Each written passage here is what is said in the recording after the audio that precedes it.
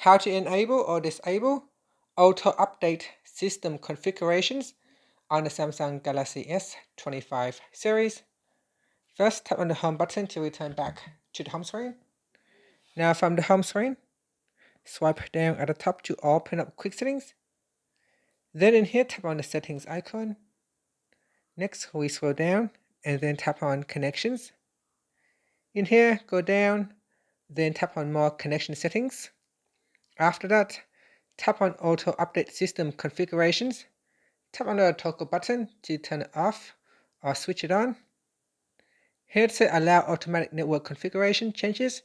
Even when this is off, configuration may be auto updated for safety, security, or to ensure functionality. And that's it. Finally, you can turn on the home button to return back to the home screen. Thank you for watching this video. Please like and subscribe to my channel for more videos.